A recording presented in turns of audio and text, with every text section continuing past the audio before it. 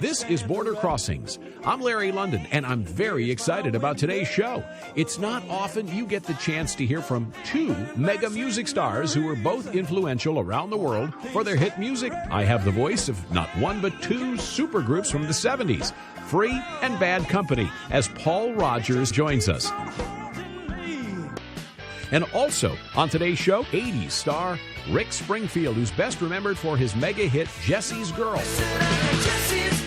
It's going to be an unforgettable program, so stay tuned for Border Crossings on VOA TV.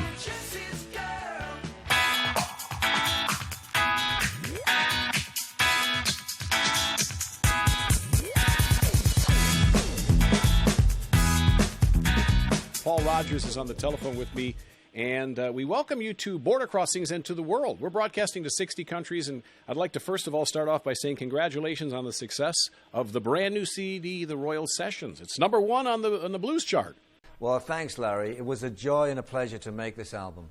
Why does this album stand out among your collection to you? I mean, this is a very special album. Maybe you can elaborate on what made you decide to do something like this. Well, what made me decide to do this was the opportunity came up when my producer, Perry Margoloff, was down in Memphis, and he called me from the Royal Studios and said, this place is here.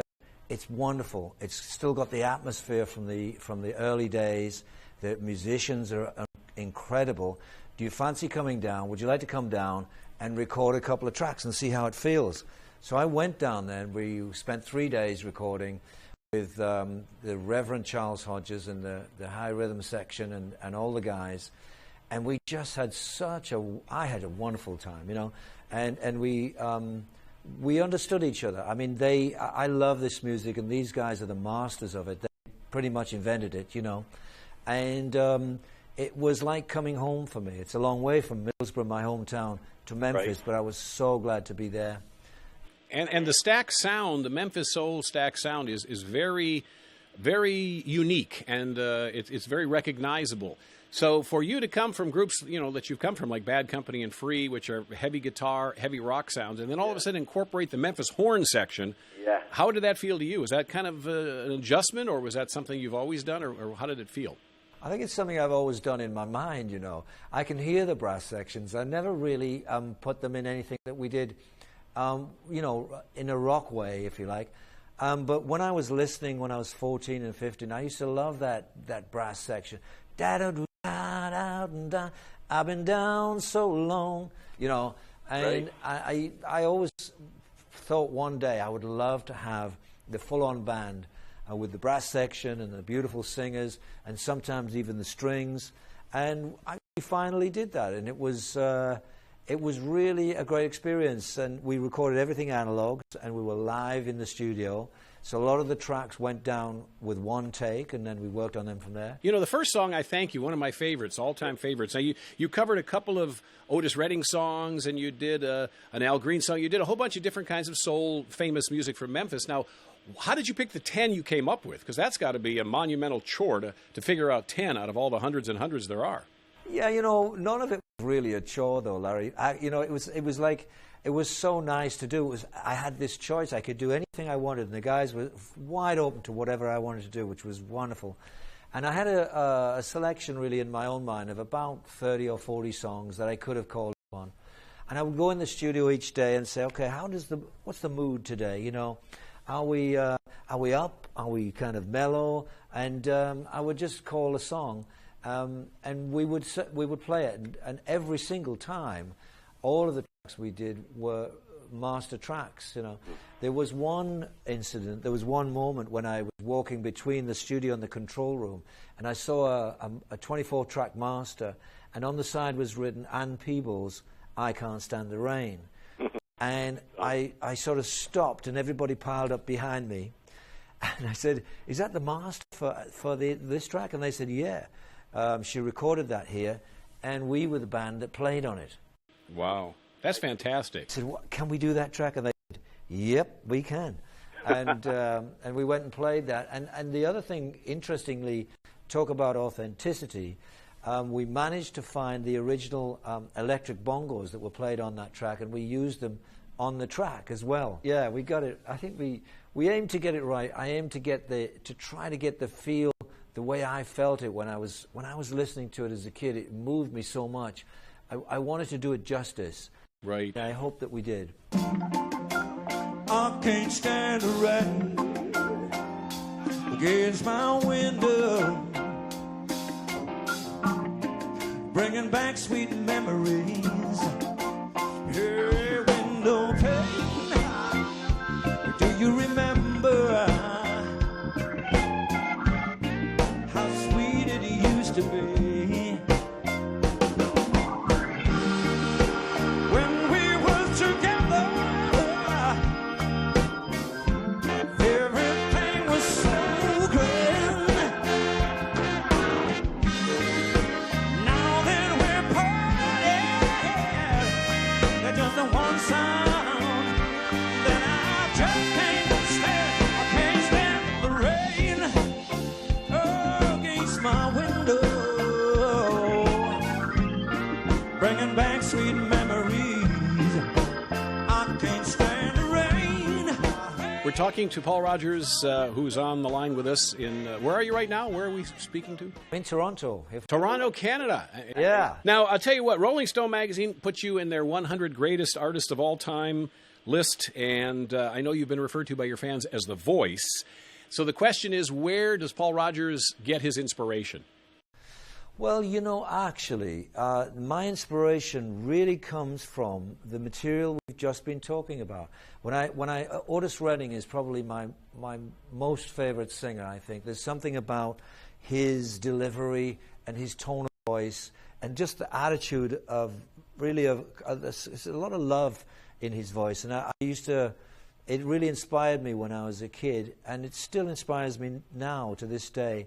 And so many great singers that some have passed away, some are still kicking it out there. You know, Little Richard, John Lee Hooker, Albert King. It's just so many. And those were my teachers, and they still inspire me. I can still listen to that music and get goose pimples, you know. Now, you have been in so many, legendary bands. There's so much to Paul Rodgers. And I know Bad Company, of course, and Free, and there's a bunch of others, and you've had some other side projects as well. Now, Queen, you decided you wanted to see Queen back on the road, so you contacted Brian May, I guess. Is that how the story goes? And you said, let's put this band back together? Well, they contacted me, actually. And to be honest with you, if we hadn't played together, I would have been very doubtful about doing that. But we had played together in a TV station, on a TV show. It was an award show, actually, and for Chris Blackwell, and they wanted me to close the show with All Right Now. And Brian said to me, hey, man, we'll be your backing band for All Right Now. If you'll be our singer, we will rock you. Oh, okay, we'll try that, you know. Fair trade. We tried it, and it was just such a wonderful thing, you know. It just was, we were so connected. We decided we'd do more. I really... It's sort of, I hadn't actually planned to stay as long as 4 years, but ultimately we toured the world twice, and we did some amazing shows. The fans were fantastic, and I was glad to help resurrect them, and they're up and running now. So we had a great time with it. Well, the album is fantastic. Where can people get this? Online around the world? Can they go to Amazon and iTunes? Yes, all of the. They can also check out my website and Facebook, Paul Rodgers Official, and the album's available there. Our information about it is there, and everything that we're doing is on the web. You didn't have to love me like you did, but you did, and I thank you. You didn't have to squeeze me like you did, but you did. Paul Rodgers is on with us, and it's The Royal Sessions, the name of the new CD. What are your favorite songs? Give me a couple of I know they're all your favorites, but if you had to pick one or two that, are can't miss, must listen to songs on the album, what would they be? Well, I loved singing Walk On By. That was, when I first heard that, I heard the Isaac Hayes version. Well, I actually heard the earlier version, Dionne Warwick, obviously before then. But when I heard Isaac Hayes' version, I just about fell on the floor. It was such a beautiful version. And I always wanted to to be good enough to be able to sing that song and get away with it. And hopefully I've achieved that here, because it was such a great, beautiful track that they put down for me. Thank you, Paul Rodgers, for talking with us. The new album is The Royal Sessions, and continued success. When you're in D.C., come on into the studio. We'd love to have you here on The Voice of America. I'd love to be there. Thanks, Larry. Thank you, Paul Rodgers.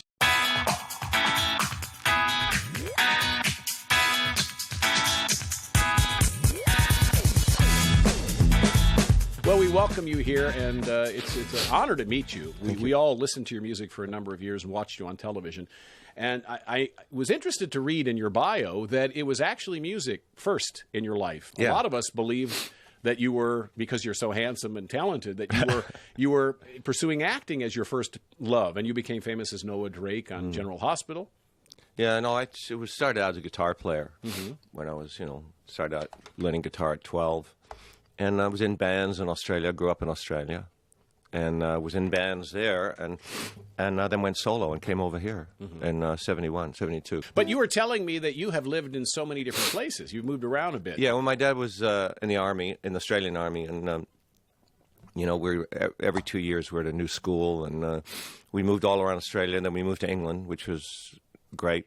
At the age I was at, I was like 10 years old, so I was, got into guitars and music and everything over there, and then basically I joined bands and started traveling again. So I've never really stopped traveling. We ended up going to Vietnam in '68 too, and playing for the troops. So wow, my history with the armed forces goes way back. yeah, obviously, it's in your family. But as far as the TV music career thing goes, I mean, you came here as a musician then, and how did you get into television? It was between record deals, as they say, and needing to make some money. I foolishly thought, I'll become an actor and make some money while I'm waiting for a record deal. Meanwhile, all the guys in the acting class were waiting tables until they became actors. So it was a degree of innocence and stupidity, I think, on my part. But I started working as an actor, and then ended up getting General Hospital. Right. That I got that just after I'd finished an album that became Working Class Dog. We had Jessie's Girl on it, and I've done Everything for You, and so it was kind of just serendipitous that it all came together at the one point. Right. Did you find it hard for people at that time to take you seriously because you were an actor, and then was it harder to get the music out there? Yeah, I think they thought I was some actor that some guy had got to sing on key for 3.5 minutes in one song. That's kind of, I think, was people's general view of me for quite a while. But I figured, if I just keep writing and keep playing and doing the stuff that I love to do, that the truth will come out. Right, right. And it's clear that you love what you're doing because you're so good at it. And, in this business, you have a favorite part? Is it the songwriting? Is it the performing live? No, I actually love writing, period. I've been doing a lot of prose now with I wrote my own autobiography, which... Yeah, a couple of years ago. And then this is the first work of fiction, but... Rick Springfield's in our studio. He's referring to Magnificent Vibration, which is the brand new book, which is fiction, and we're going to get into that. First, if I could ask you to do a song for us. Oh, sure. For the troops.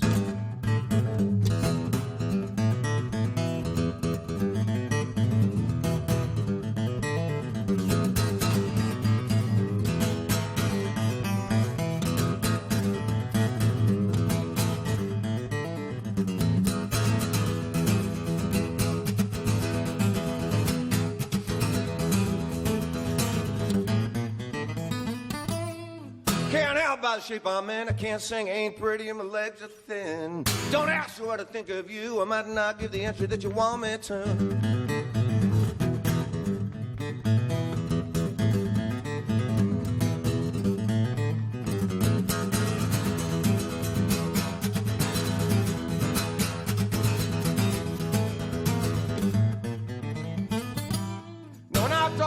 I know I'd understand. He said, stick by me and I'll be your guiding hand. Don't ask me what I think of you, I might not give the answer that you want me to.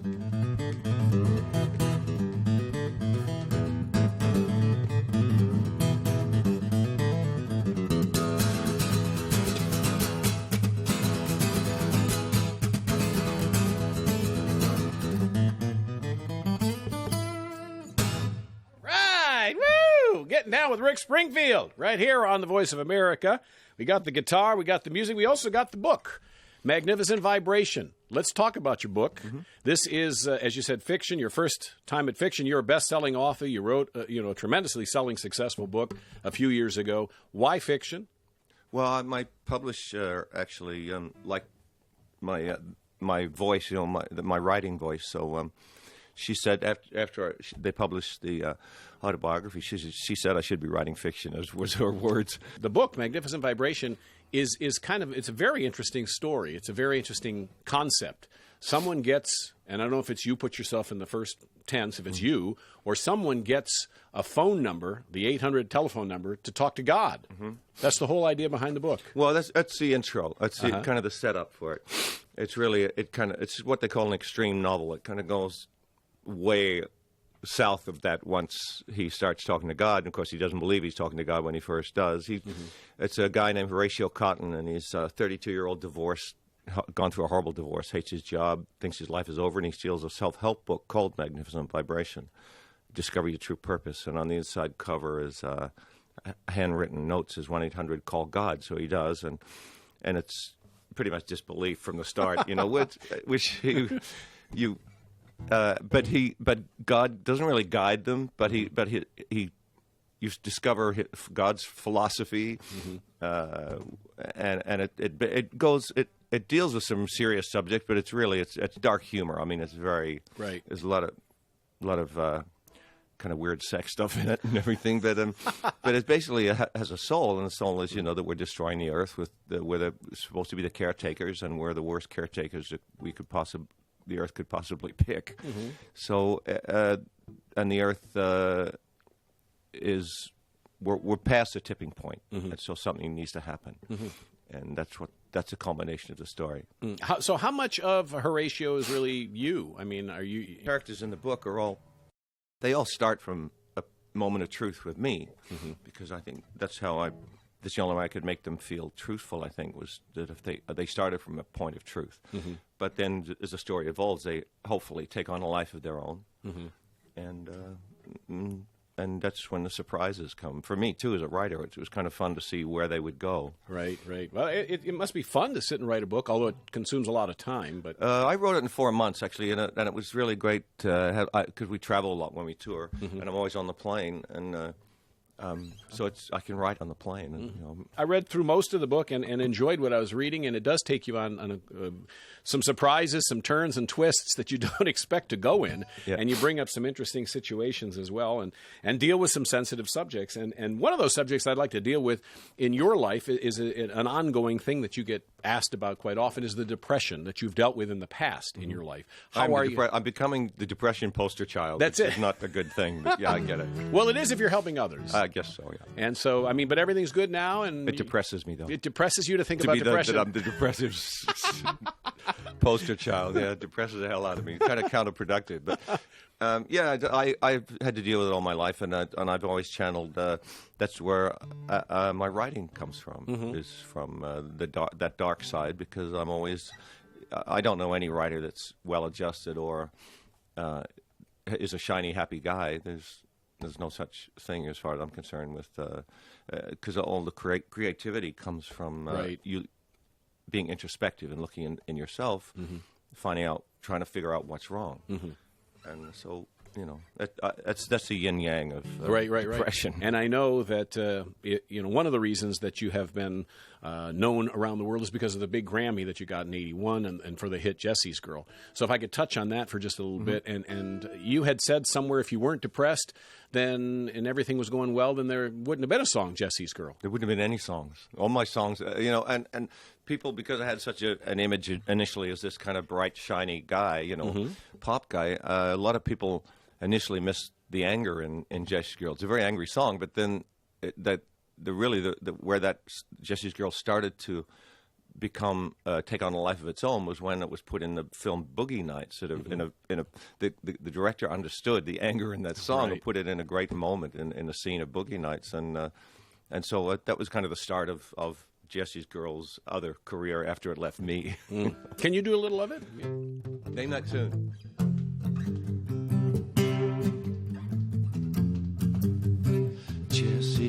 friend. Yeah, no, he's been a good friend of mine. But lately something's changed, it ain't hard to define. Jesse's got himself a girl and I wanna make her mine. And she's watching him with those eyes, and she loved him with that body, I just know it.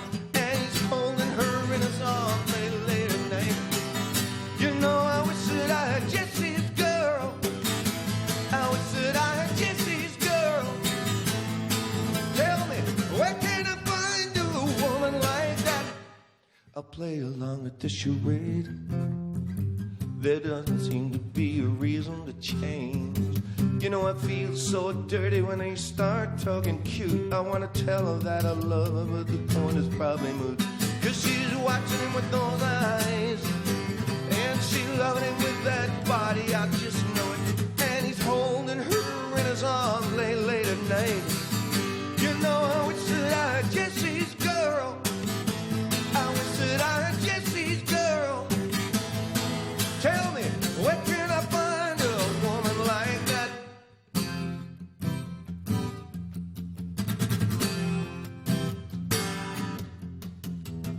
And I'm looking in the mirror all the time, wondering what she don't see in me. I've been funny, I've been cool with the lines. Ain't that the way I'm supposed to be?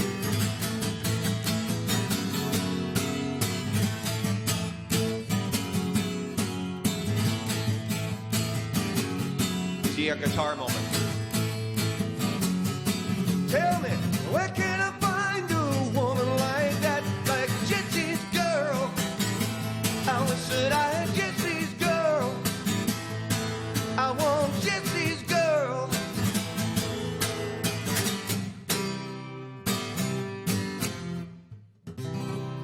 I mean, that song must have validated it all for you. I mean, #1 and Grammy, and you must have just said, hey, you know, I got I'm cool something. now. Yeah, I'm I'm cool epic. now. I'm here. I've arrived. Yeah, it was great. I mean, it was certainly a dream come true. I'd always wanted to have my music be successful. Yeah, so it's certainly, you know, like I said, it's taken on a life of its own. So And Mom must have been pretty proud, too. She probably she had was, a lot to yeah. say. Unlike the book. That's There's no rude part. Well, there is kind of rude parts in the song, too. But yeah, she saw me. Actually, my mom has been a big champ. My dad died early when just as that song was first going up the charts. So it was really a tough, kind of a brutal, but awesome time for me at the same time. Wow. But Mom saw me play did 3 nights at Carnegie Hall in New York, and that was a big deal to her, you know, so she came to that and thought it was a bit loud, that's all. And the original recording was, you had Neil Giraldo in the song. Neil Giraldo played the guitar on the original guitar on the original track of Jesse's Girl. And that's, you know, what, we're talking 35 years now, Yeah. and you're getting back together with Neil, I understand. Yeah, we're going on tour, and about time, 30 years. That's right, a long wait for a reunion. Yeah. But he's going to be on tour. You're going to join Pat Benatar, and Neil is her husband. So just the three of you guys are on the road. No, well, their band and my band. You know, I just talked to Neil the other day actually, and we're all excited about it because it's a good bill. You know, Yeah. Oh, it's going to be a lot of fun, I'm sure. Yeah, and you know, you've been doing an acoustic or a laid back acoustic tour. How's that been for you? That's got to feel different. Totally, it's very different from our electric band show because electric band show is really loud and a lot of high energy. With the solo show is it's storyteller kind of stuff, and just sit back and tell a lot of stupid, funny stories. A lot of people don't know that you're a funny guy, but you really are. You're You have to. Got to have a sense of humor. right, to survive these days. Yeah. So you've played in festivals with 80,000 people, 100,000 people, and you've played, 300, 500 audience of one. What, do you have a preference? I know they're a totally different thing, but It's as long as it's. I get my energy on stage from the audience, and really that happens if there's 35 or 35,000. It's really the same kind of feeling. Now, when you scored, the #1 hit with Jesse's Girl, was that something you knew right away? You said, "I've got a hit here," or was it a surprise to you? No, I didn't actually think it was a single when I wrote it. I thought there were much better songs on the album. Right. And of course, you had some big hits too on that album as well, several albums worth. But now you're on tour, you're doing the hits. How have your fans changed over the years? You still get, are they followed you? Are you? When you're on stage, you must be performing for the ones who grew up with you in the 80s and some teenagers who are finding you now for the first time. Yeah, it's a good mix. It's a lot of the people from, that grew up with me. Mm-hmm. Some bring their kids. There's other people who have found me through different avenues. And so it's, and the solo show brings out more couples come to that. There's actually more guys come to that show than... Really? So, yeah. So are you doing a world tour? Is this just a U.S. tour? The thing with Pat is just U.S. at the moment, but I'm going to Australia with my band in October for the first time. Actually, being an Australian, I've never toured Australia as a solo artist, which is kind of weird. Whoa. I did a lot in bands. Toured all over the country. Is there additional pressure there going to where Going there? No, it's... No, not at all. I'm really excited about it, actually. Yeah, very excited. So Magnificent Vibration is the follow-up to a big autobiography. What's next for you? I mean, I know this just came out, so it's kind of early to talk about the next book, but somebody like you who's always creative, always thinking, always coming up with ideas, is there anything in your mind that you're I'm working on a sequel to that now. Oh, are you? Yeah. Oh. Because it ends at a very... You leave us hanging. Very much a hanging point, but... And so I wanted to know where it went. So right. I had to write it and find out where it went. Any chance of this getting picked up for a film? I mean, is this the kind of I thing think it's very, we all think it's a very cinematic book, but it's it's extreme, and it's certainly it would be an expensive movie to make, but it depends. I mean, maybe when the sequel's done, they'll think, And how about an album? I mean, it's been a few years now, 2-3 years since the last album. So. Which was 17, album 17, right? I mean, is it? Wow. Something like that. Yeah, there's a lot there. There's a pile. Wow. I'm working on stuff now and talking to the guy. I actually have written the last 2 albums with somebody else, and we're talking about just ideas, throwing some ideas around now. And I got to get in the mode. Just at the moment in the prose mode, but I got to get in the song mode. It's a very similar thing, but it's just a commitment. Right. What a pleasure to talk to you and to meet the guy behind the legend, because I've listened to your music and loved your music for many years, and of course we've seen you in films. You did the Dave Grohl thing, and with the Foo Fighters, and you did your own documentary, which was about you, and so you've been on the big screen, you've been on the small screen, you've been everywhere. You do so many things so well. Now, as far as your children go, are you encouraging them to get into the business? Are you saying don't get into the business? No, they want to. They're my. Both of them are in the business. My eldest son's a writer and actor and a singer, great guitar player. My younger son's doing production stuff now in the production house. So they're all, they're all real interested in it, and it's always been around. So, and I wouldn't discourage anyone from, I think people only discourage their kids from work they're in because they know the pitfalls and the dangers and everything, but you don't know the dangers and the pitfalls of, say, being a banker or being a car salesman either. Right. You only know the dangers of your career. So maybe you can help them. Now, if you could dig deep and remember, what was the best advice you ever got, and who gave it to you?